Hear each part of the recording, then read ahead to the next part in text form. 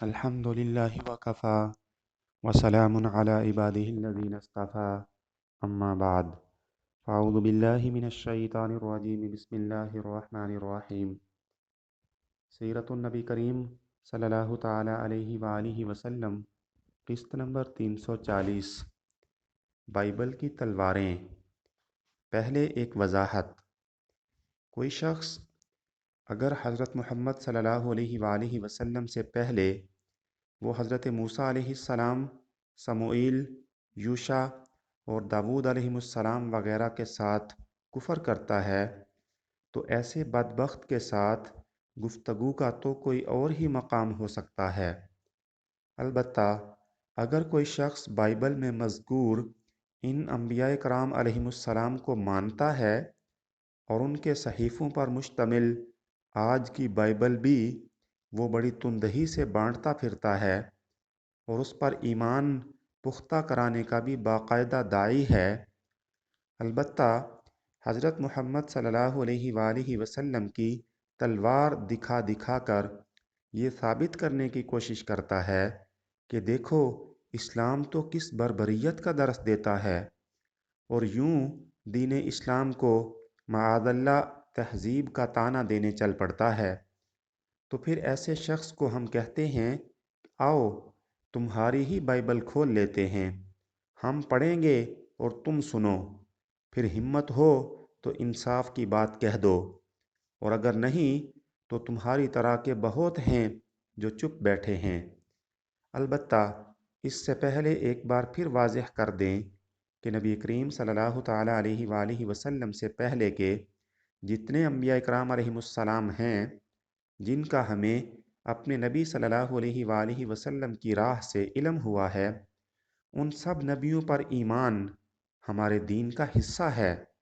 امت محمد صلی اللہ علیہ وآلہ وسلم کا یہی امتیاز ہے کہ وہ خدا کے کسی نبی کی بال برابر بھی بے ادبی کا معاذ اللہ کبھی سوچ تک نہیں سکتی۔ بائبل کے یہ نصوص علی وجہ الالزام ان لوگوں کی بد زبانی کے جواب میں دے رہے ہیں جن کا دعویٰ ہے کہ وہ بائبل پر ایمان رکھتے ہیں، مگر ان کا کہنا ہے کہ معاذ اللہ ثم معاذ اللہ شریعت اسلامی کے مصادر وحشیت سکھاتے ہیں۔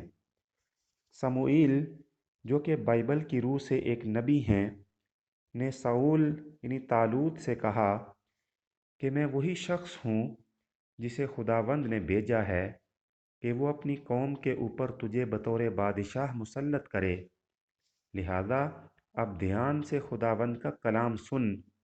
خداوند قادر مطلق یوں فرماتا ہے کہ جب اسرائیلی مصر سے نکل کر آئے تو ان کا راستہ روک کر عمالیکیوں نے ان کے ساتھ جو کچھ کیا اس کے لیے میں انہیں سزا دوں گا، اس لیے اب تو جا اور عمالیکیوں پر حملہ کر اور جو کچھ ان کا ہے اسے پوری طرح تباہ کر دے، اور ان پر رحم نہ کرنا بلکہ مردوں، عورتوں اور شیرخوار بچوں، گائے، بیلوں، بھیڑوں، اونٹوں اور گدھوں سب کو قتل کر دینا۔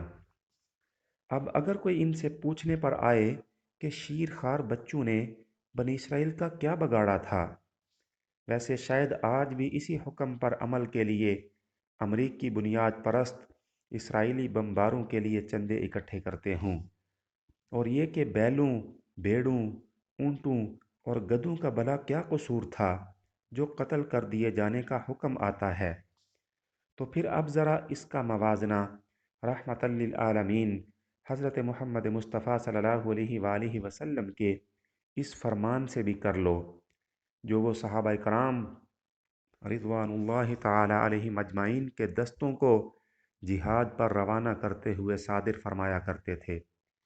حضرت انس بن مالک رضی اللہ تعالی عنہ سے روایت ہے کہ رسول اللہ صلی اللہ علیہ وآلہ وسلم نے ارشاد فرمایا، چل پڑو اللہ کا نام لے کر، اللہ کے سہارے، اللہ کے پیغمبر کی راہ پر، اور نہ قتل کرنا کسی ناتواں بوڑھے کو، اور نہ بچے کو، اور نہ عورت کو، اور نہ خیانت کرنا، دیکھنا غنیمت کا مال امیر کے پاس جمع کرانا، اور اصلاح کرتے رہنا اور احسان کرنا، بے شک اللہ احسان کرنے والوں کو پسند کرتا ہے۔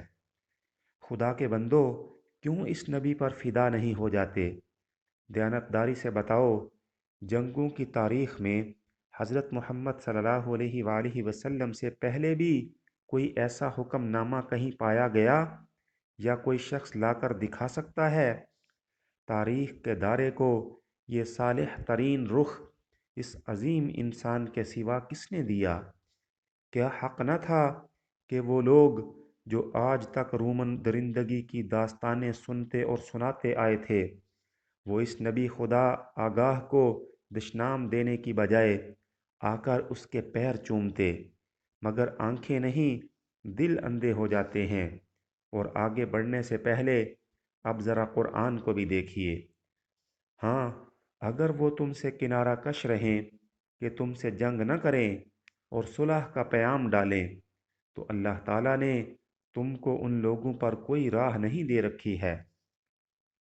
بخدا، ہم یہاں انبیاء کرام علیہم السلام کا موازنہ نہیں کر رہے، ہم تو بائبل کی ان نصوص کے ثبوت ہی کی بابت کوئی دعویٰ نہیں رکھتے۔ ہم صرف ان لوگوں کی بددیانتی سامنے لانے کے لیے یہ عبارتیں دے رہے ہیں جو بائبل اور اس کی ان نصوص کو حق جانتے ہیں، پھر بھی بربریت کی نشاندہی کے لیے اسلامی شریعت کی نصوص پر انگلی اٹھاتے ہیں۔ تو پھر آئیے، سیرت مصطفیٰ صلی اللہ علیہ وآلہ وسلم میں کہیں نہیں پایا گیا کہ کوئی قوم جنگ کے بغیر زیر نگیں آنے پر تیار ہو تو اس کو غلام بنانے کا کبھی سوال بھی اٹھا ہو، اور سوائے آمادہ جنگ لوگوں کے کسی کو تلوار کی دار پر رکھا گیا ہو، اور سوائے چند انتہائی سربرآوردہ جنگی مجرموں کے کسی قیدی کو پس جنگ زندہ نہ چھوڑنے کا واقعہ پیش آیا ہو۔ مگر یہاں دیکھیے، شریعت یوں بتائی جاتی ہے: جب تم شہر پر حملہ کرنے جاؤ تو وہاں کے لوگوں کے سامنے امن کا پیغام دو۔ اگر وہ تمہارا پیغام قبول کرتے ہیں اور اپنے پھاٹک کھول دیتے ہیں، اس شہر میں رہنے والے تمام لوگ تمہارے غلام ہو جائیں گے اور تمہارے کام کرنے کے لیے مجبور کیے جائیں گے۔ لیکن اگر شہر امن کا پیغام قبول کرنے سے انکار کرتا ہے اور تم سے لڑتا ہے تو تمہیں شہر کو گھیر لینا چاہیے، اور جب خداوند تمہارا خدا شہر پر تمہارا قبضہ کراتا ہے تب تمہیں تمام آدمیوں کو مار ڈالنا چاہیے۔ تم اپنے استعمال کے لیے عورتیں، بچے، جانور اور شہر کی ہر ایک چیز لے سکتے ہو۔ خداوند تمہارے خدا نے تمہارے دشمنوں کی مال غنیمت تم کو دی ہے، جو شہر تمہاری ریاست میں نہیں ہیں اور بہت دور ہیں، ان سبھی کے ساتھ تم ایسا برتاؤ کرو گے، لیکن جب تم وہ شہر لیتے ہو جسے خداوند تمہارا خدا تمہیں دے رہا ہے، تب تمہیں ایک بھی چیز کو زندہ نہیں چھوڑنا چاہیے۔ پھر عملاً اسیروں کے ساتھ کیا ہوتا ہے؟ اور اسیر بھی عورتیں اور بچے۔ بعد از جنگ مرد پہلے ہی مار دیے جاتے ہیں، عورتیں اور بچے ہیں جنہیں لے کر آیا جاتا ہے، دیکھیے ان کے ساتھ کیا ہوتا ہے۔ اسرائیلیوں نے مدیانی عورتوں اور بچوں کو اسیر کیا اور مدیانیوں کے مویشیوں کے تمام ریوڑ اور بھیڑ بکریوں کے تمام گلے اور سارا مال و اسباب لوٹ لیا۔ انہوں نے ان تمام شہروں کو جہاں مدیانی آباد تھے اور ان کی سب لشکر گاہوں کو نذر آتش کر دیا۔ تب انہوں نے لوگوں اور جانوروں سمیت تمام مال غنیمت کو جمع کیا اور تمام اسیروں اور مال غنیمت کو موسیٰ الیعزر کاہن اور بنی اسرائیل کی جماعت کے پاس اپنی لشکرگاہ میں لے آئے، جو یریحو کے مقابل یردن کے کنارے موآب کے میدانوں میں تھی۔ موسیٰ اور الیعزر کاہن اور جماعت کے سب سربراہ ان کے استقبال کے لیے لشکرگاہ کے باہر گئے۔ موسیٰ جنگ سے لوٹے ہوئے ان سپہ سالاروں پر جلایا جو ہزاروں اور سینکڑوں فوجیوں کی قیادت کر رہے تھے۔ اس نے ان سے پوچھا، کیا تم نے سب عورتوں کو زندہ رہنے دیا؟ فاور میں جو کچھ ہوا اس وقت یہی عورتیں بلعام کی صلاح سے اسرائیلیوں کو خداوند سے برگشتہ کرنے کا ذریعہ بنی تھیں، اور خداوند کے لوگوں میں وبا پھیلی تھی، لہٰذا سب لڑکوں کو مار ڈالو، اور ہر اس عورت کو بھی مار ڈالو جو کسی مرد کے ساتھ ہم بستر ہو چکی ہو، لیکن ہر اس لڑکی کو اپنے لیے بچائے رکھو جو کبھی کسی مرد کے ساتھ ہم بستر نہ ہوئی ہو۔ ظالموں، اس بائبل پر ایمان لانے کی دعوت اور حضرت محمد صلی اللہ علیہ وآلہ وسلم کو تلوار کے تانے بنو قریظہ کے قصے نشر کرنے والے یہ بھی دیکھیں کہ ان کی بائبل موابیوں کا قصہ کیوں کر سناتی ہے۔ داود نبی، ہم ان کے لیے علیہ السلام بولتے ہیں، موابیوں پر فتح پا کر ان کو اسیر کرتا ہے تو ان کو زمین پر لمبے لٹا دیتا ہے۔ جس طرح کسان بیگھا ماپتا ہے، اس طرح قیدیوں کے انبوہ کو رسی کے ساتھ ماپتا ہے، دو دو ماپ تہ تیگ کرتا جاتا ہے اور ایک ایک ماپ چھوڑتا جاتا ہے۔ جن کی جان بخشی ہوتی ہے ان کو غلام بنا لیتا ہے جو اسے جزیہ دیتے ہیں، اور داود نے موابیوں کو بھی شکست دی۔ اس نے انہیں زمین پر لٹا کر رسی سے ناپا، اور رسی کی ہر دو لمبائیوں تک کے لوگ قتل کر دیے گئے، اور ہر تیسری لمبائی تک کے زندہ رہنے دیے گئے۔ پس موابی داود کے محکوم ہو کر اسے خراج دینے لگے۔ اور اب یوشع بن نون کا صحیفہ دیکھیے، جو بائبل میں موسیٰ علیہ السلام کے بعد نبی ہوتے ہیں۔ اردو بائبل میں ان کو یشوع لکھا جاتا ہے۔ جنگ کے وقت اسرائیل کی فوجوں نے ای کی فوجوں کو میدان اور ریگستان میں دھکیل دیا، اور اس طرح اسرائیل کی فوج نے ای سے تمام فوجوں کو مارنے کا کام میدان اور ریگستان میں پورا کیا۔ تب اسرائیل کے تمام فوجی ای کو واپس آئے، پھر انہوں نے ان لوگوں کو جو شہر میں زندہ بچے تھے مار ڈالا۔ اس دن ای کے تمام لوگ مارے گئے، وہاں 12,000 مرد اور عورتیں تھیں۔ یشوع نے اپنے برچھے کو ای کی طرف بطور نشانی رکھا تاکہ اس کے لوگ شہر کو برباد کر سکیں، اور یشوع نے انہیں اس وقت تک نہیں روکا جب تک وہ سب تباہ نہ ہو گئے۔ اسرائیل کے لوگوں نے جانوروں اور شہر کی چیزوں کو اپنے پاس رکھا۔ یہ وہی بات تھی جس کے کرنے کا حکم خداوند نے یشوع کو دیتے وقت کیا تھا۔ تب یشوع نے ای شہر کو جلا دیا، وہ شہر ویران چٹانوں کا ڈھیر بن گیا۔ یہ آج بھی ویسا ہی ہے۔ یشوع نے ای کے بادشاہ کو ایک درخت پر پھانسی پر لٹکا دیا۔ اس نے اس کو شام تک ایک درخت پر پھانسی دے کر لٹکا دیا۔